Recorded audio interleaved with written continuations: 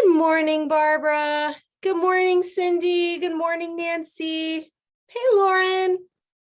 All right. Welcome to Wake the Fuck Up Wednesday. I just came back to Alaska from Hawaii on Monday. Like I had a fucking red eye flight, which I haven't taken one of those in a long ass time. Hey, Mel. And I was like, oh, it's all good. I'll be traveling alone. I won't have a kid or anything. And it fucking sucked. Like people were so grouchy that there was like fights happening in the two rows before me. And I had to like call the flight attendant. And I was like, why is she not noticing this? She was only like 4 rows away. Anyway, I was like, there's kind of an intense conflict happening in these 2 rows. You might want to de-escalate. So anyway, and then I go from 81 degrees and I'm wearing like, usually I change in the Anchorage airport because it's usually colder outside and people like, they see me with flip-flops and my Hawaii stuff. And they're like, you're going to change, right?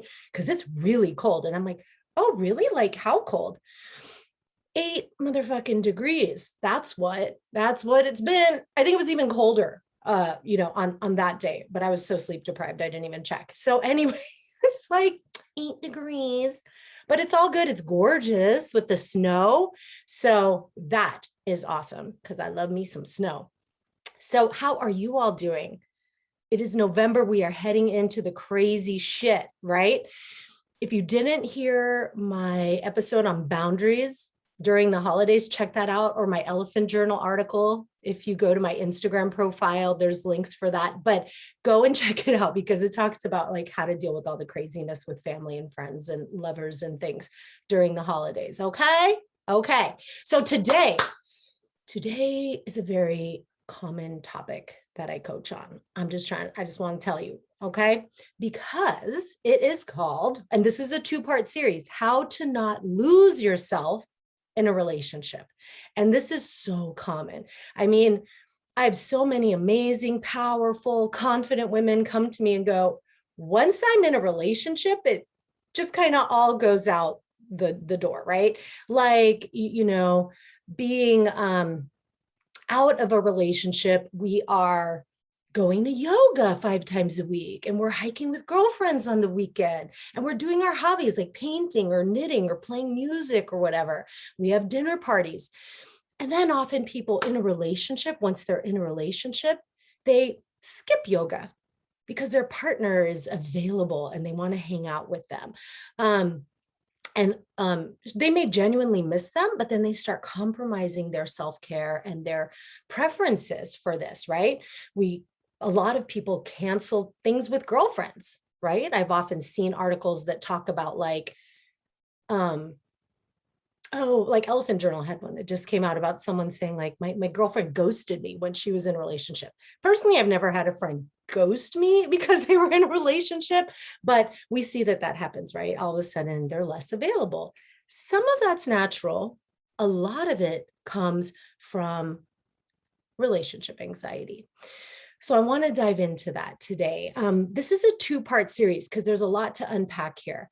So the first part of it is sort of foundational, and I want to talk about attachment theory. We're going to talk about patriarchy and how that contributes to relationship anxiety. Okay. And even if you're in a long-term relationship right now and feel like, this might not be a thing for you, well, check it out because you might have some ways that it's sneaking in subtly, or you can notice it in your friends in your community and maybe you can help them out. All right. So as you all might know, I received my postdoctorate in psychiatric mental health nursing from Johns Hopkins University. And I noticed that, I had been taught about attachment theory in my undergraduate psychology program at UCSC, and then just sort of forgot about it, right? And I mean, obviously it's been in my mind and I can see it happening, but it wasn't like a primary thing. But then I read this book, Anxious in Love, and I was like, oh, right, attachment theory. And in my Hopkins program, we revisited that. And I was like, wow, we can really see this a lot in our culture where our attachment patterns from childhood show up in our adult relationships, right? So I'm going to lay the foundation for that. And then also how we add to that being socialized in the patriarchal culture. And we add to that, traumatic, toxic, long-term relationships or parenting styles. And it makes sense, right? So I'm just going to preface this with, if you have relationship anxiety, there's nothing wrong with you. Totally normal. I'm going to tell you why right now. Okay. So you go, because a lot of us think like, oh, I'm just insecure. I'm just like a jealous type, right? And we just kind of write it off like this is how we're born or something. But what's happening is our brain's doing exactly what it's supposed to do. First of all, all relationship anxiety is rooted in caring about what other people think about us, right? So it's like, if I don't bail on the yoga class for that person, they're going to think I don't love them, or they might think I'm not attentive enough, etc. Right? From an evolutionary perspective, this was important because people socialize as women. So I know this is very heteronormative in the way I'm talking about it. So I'm not talking about how people identify. I'm talking about how they're socialized. Okay. So socialized as women, even from an evolutionary perspective, it was life or death if people didn't like you and ostracized you from the tribe, because you didn't have resources to protect you from apex predators, or to gather necessary resources like food, water, and shelter. So it was life-threatening when people didn't like you back then. So we were programmed to be sensitive and to care about what other people think about us. But the problem is that in this day and age, that type of reality is not as powerful, if at all, right? So we take this baseline anxiety and we add to it all of our drama, right? And it keeps us from our self-care and achieving our goals, okay? So we have, let me see, do I want to talk about it? Let me kind of talk about the patriarchal context first, okay? So we are in a patriarchal culture, which privileges men and is a social system that tells women that they're not good enough. And we hear it from our family, the broader culture, movies, advertisements, and we're taught that men are like this and women are like this when socialized as such. Again, this is not how you identify, okay? And we're told, women should marry and be nice and not seem too smart to their partner. I mean, what fucking mixed message. I remember my mom saying like, be smart, it'll get you out of the hood, but don't let your partners know about it because men get really threatened by that, right? And we're also taught to make men and other people feel good about themselves at our expense often, right? We're told to be kind and patient no matter how you're feeling, and to put everyone else first. And we're taught to evaluate our own self-worth based on what other people think of us. And anxiety in relationships, like I said, is often rooted in worrying about what the other person thinks of us, okay? So let's review the basics of attachment theory. There is, it's basically like how we communicate our needs and how they're responded to sort of establish this attachment pattern, right? So it's kind of like the baby cries, well, and then when the caregiver leaves the room, they come back in and the baby calms down. And then it also is influenced by how attentive the caregiver is. Like, oh, like, are my feelings validated? Do they hear me cry and respond fairly effectively? Do they understand my cries and respond to them, right? So our experience as a child and how reliable our caregivers are at meeting it, and also from a depth psychology perspective, our core wound and the core wound that we are predisposed to have, in that philosophy, all impact our attachment style. Okay. And we act this out in our adult relationships. And so also, if we have long-term adult relationships that are unhealthy for us, this will also impact our attachment style, right? And so we have secure attachment, anxious attachment, and avoidant attachment. Secure attachment, they're all good. They do exist, my friends, these people. You tend to notice them. Like they talk and you meet them and you're like, fuck, they must have had really good parents. Right? But we're still going to be happy for them, y'all. Okay. We're going to be happy for those people with like really great upbringings that fostered a very secure attachment style, right? They're comfortable with intimacy. They can maintain independence. They're not codependent. They're not isolated. But the anxious attachment styles are preoccupied with fears of being abandoned or rejected, right? Because it was like the response was not consistent when they needed to feel connected and intimate, right? And maybe an anxious attachment style will worry about their partner changing their mind about them, losing interest, or their partner leaving them, right? Manifests as jealousy and anxiety. And we tend to respond to these uncomfortable feelings by trying to reestablish connection in a way that fucking scares people. Because we're like, hi, how are you? Did you get my last text? Hey, I think we should talk. Is everything okay? Are you sure nothing's going on? And it's this kind of really grasping, but really what's happening is we want to reestablish connection, right? Now, the avoidant type is people that feel uncomfortable with intimacy. And when they feel that way, instead of graspy, they push and they isolate and they withdraw. They ghost you. They don't respond to your texts, right? So, and there's a lot more on that in the pod, so be sure to check it out, okay?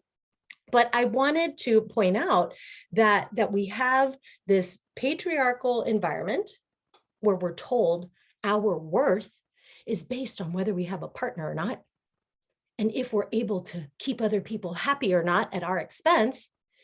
And then when you have an anxious attachment style, right, we grasp and we look and we notice any kind of sign that that person might leave us. And we also filter, right? So all of our relationship experiences go through the filter of our attachment style. So we will be like, so let's say someone texts you, I love you. Someone with a secure attachment style will be like, oh, that is so sweet. Someone with an anxious attachment style will be like, huh, they never say that. I wonder if they're feeling guilty about something. Somebody with an avoidance style will be like, oh, this person is so needy. Why do they keep telling me they love them? Right? Same event, different filters. Okay. So this can help us because we are aware of this pattern, right? We can see that we have this tendency to filter experiences in a certain way because of the patriarchal upbringing and the thoughts that we were told to have, that other people's feelings matter more than us, that our self-worth is dependent on whether we have a committed partner, right? And our actions to reestablish intimacy or to maintain intimacy, right? All of those actions tend to be part of losing yourself in a relationship.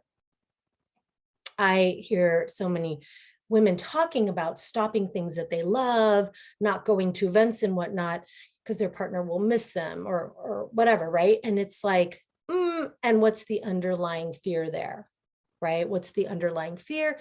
Is it that, well, and if they miss me, they might hook up with someone else, or if I'm gone, they'll think I don't care about them as much. So there's so much underlying those behaviors that we try to do to calm the anxiety and to reestablish the connection, calm the fear, calm the anxiety, that lead to us losing ourselves in a relationship. So this is what I've seen be a big underlying part of why people drop everything when they're in a relationship. It's this anxious attachment style. It's this patriarchal context of you better hold on to that shit. I mean, I remember when I got divorced, when I told my mom I was getting divorced from my first husband, she was like terrified. She thought I was going to like become homeless and die. She started crying. I'm so worried about you. How are you going to make it? And I was like, because I have like 2 master's degrees and like a shit ton of skills, and I'm going to be just fine.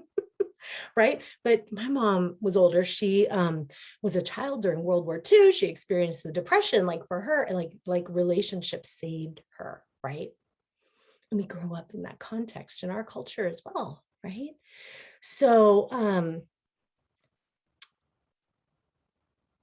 I'm trying to like, the podcast is very long, so I'm trying to filter out the essentials for y'all. So keep in mind this filter that we put everything through, right? So this is like, how do we address this? This is where mindfulness and awareness comes in, because awareness precedes change. So we start to notice, oh, I'm going to pick a fight, or I'm going to act out right now. Like I'm about to do that. Why? What are the thoughts that I'm having? Like, for example, when I was first dating my husband, if he didn't respond to my texts as quickly as I thought he should, or even if he said some kind of offhand comment, like a criticism or something, I don't know, like just some random thing where I was like, that was a little off. I would sometimes, I noticed I would like pick a fight. Like, what do you mean by that? Why did you say that? And so, the anxious anxiety for me was like, rah, rah, rah, grasping, acting out, right? And I remember when I decided, this guy really loves you. Why are you acting out this way? And I was like, next time I feel that, I'm just going to watch and see what happens. I'm not going to say anything. And I tell you, it was almost painful to not say anything, because I was like, I want to do something about this. So he would say something like, oh, you shouldn't have done this. You should have done this, right? And I would have been like, well, why? Because why? I'm anxious. Like I want to prove, no, I'm worthy, right? This was totally logical that I did this because I'm worthy of your love.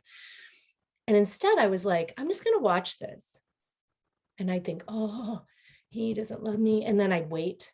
And then like within minutes sometimes, or hours, or later that day, he'd be like, I love you so much. I'm so glad that you're here. And I'm like, damn, good thing I didn't say anything. So we can become aware of this kind of filter that we experience the world through, and be a little bit more intentional about the thoughts we're going to have, right? And we can say, oh, this is my anxious attachment brain here, choosing to interpret what this person said as a threat or as a deep criticism, right? And I want to emphasize that an important antidote is to remember that we are 100% lovable and worthy as we are right now, even though we're taught so differently in our culture.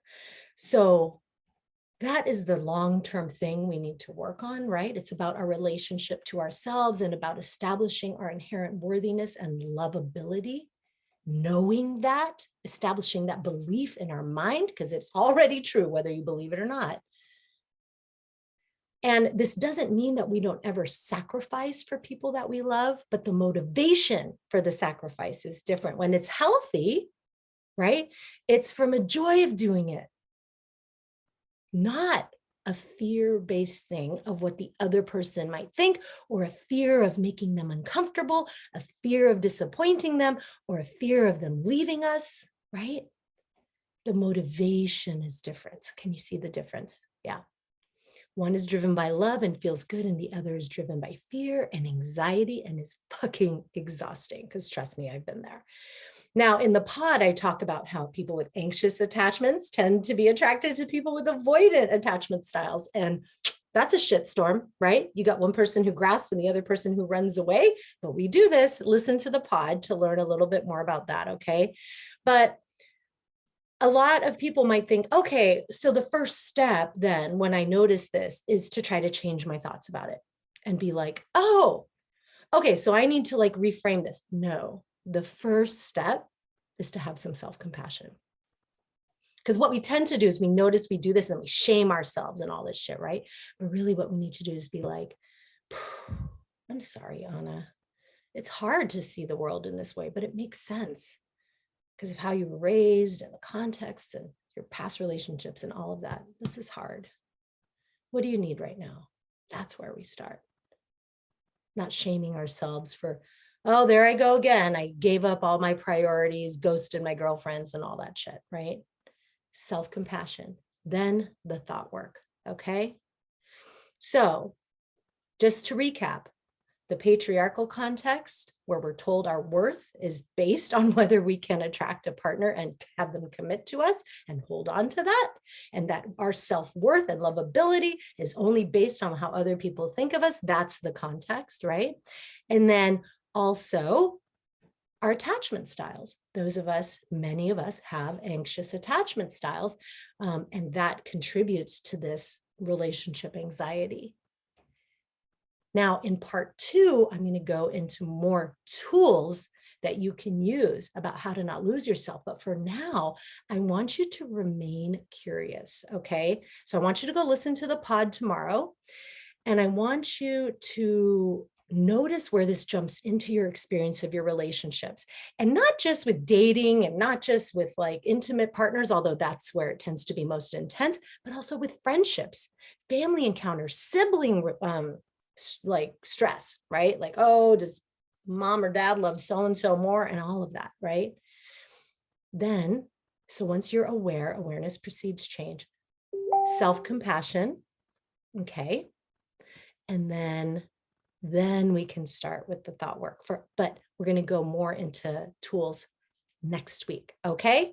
All right, my loves. So get out there, be nice to yourselves, notice what attachment style you might have, and just start becoming aware of how it shows up in your life, and don't judge yourself for it. Okay. And a lot of y'all been messaging me because you saw the Adventure Mastermind pictures. If you want to get on for spring of next year, go to adventuremastermind.com and get on the wait list. Adventuremastermind.com. Get on the wait list, and you'll be the first to know when registration opens. Okay. And for those of you that aren't traveling right now and stuff and don't want to do adventure retreats, head over to joinfreedomschool.com. Okay. Because we are working on this kind of shit all the time. Right? Yes, all the people in Freedom School that are on there are like, yes, I was just coached on that last week. Okay, loves, well, you take care. All right. And I will see you next week. You're welcome, Melinda. Yes. Bye, loves.